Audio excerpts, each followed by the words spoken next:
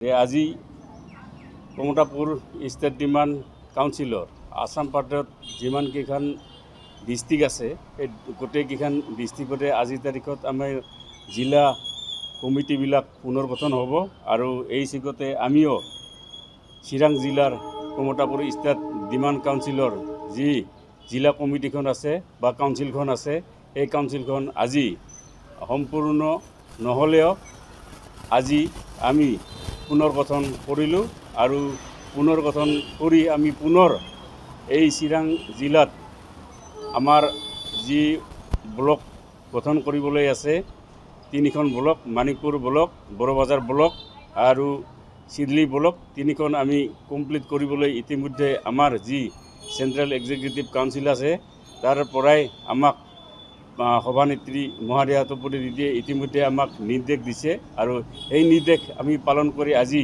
চিৰাং জিলাৰ যি আজি কমতাপুৰ ষ্টেট ডিমাণ্ড কাউন্সিলখন আছে এই কাউন্সিলে কামখিনি চোৱা চিতা কৰিব। আমি আশা কৰোঁ তেওঁলোকে অতি সোনকালে চিৰাং জিলাৰ ব্লক তিনিখন গঠন কৰিব আৰু এই চবতে মই ক'ব খোজোঁ যে আজি অসম বংগ আৰু বিহাৰ যি এই কেইখনত বিজেপি চৰকাৰ গঠন কৰিবলৈ ওলাইছে বা যোৱাকালি আমাৰ পশ্চিমবংগত ইতিমধ্যে চৰকাৰ গঠন কৰিছে, অসমতো বিজেপি চৰকাৰ গঠন কৰিব।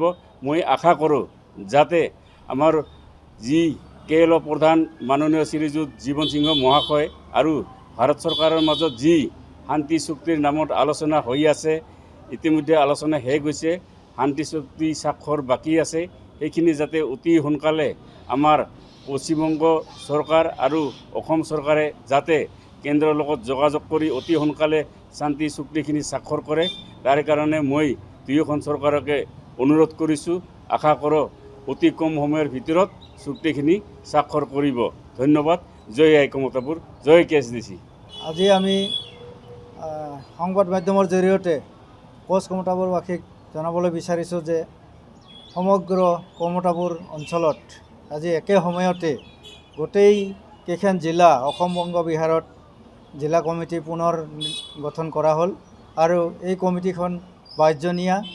তো এই চেগতে আমি অসম চৰকাৰৰ তথা বিজেপি দলৰ মুৰব্বী আৰু কেন্দ্ৰীয় চৰকাৰক ধন্যবাদ জনাব বিচাৰিছোঁ যে আজি তেওঁলোকৰ বলিষ্ঠ নেতৃত্বৰ বাবে অসমত পশ্চিমবংগত বিজেপি চৰকাৰ গঠন কৰিবলৈ সক্ষম হৈছে। লগতে এই চেগতে আমি আমাৰ KLO প্ৰধান মাননীয় জীৱন সিংহ ডাঙৰীয়াকো শুভেচ্ছা জ্ঞাপন কৰিছোঁ। তেওঁৰ বলিষ্ঠ প্ৰচেষ্টাত আজি আৰু মুকলি সমৰ্থনত বিজেপি দলে অসম তথা বংগত গৰিষ্ঠ সংখ্যক আসন গ্ৰহণ কৰি চৰকাৰ গঠন কৰিবলৈ সক্ষম হৈছে।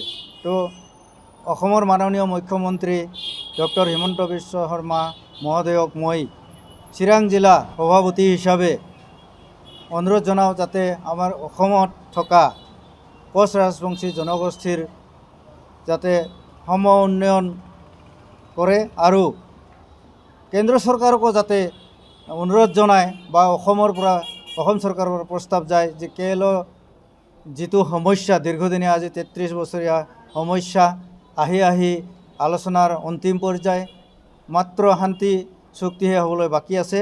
তো যাতে তেওঁ প্ৰস্তাৱ আকাৰে কেন্দ্ৰ চৰকাৰক অনুৰোধ জনায় অতি শীঘ্ৰে KLO তথা KSDCৰ লগত যি শান্তি চুক্তিৰ প্ৰক্ৰিয়া চলি আছে এইখিনি সমাপন কৰে।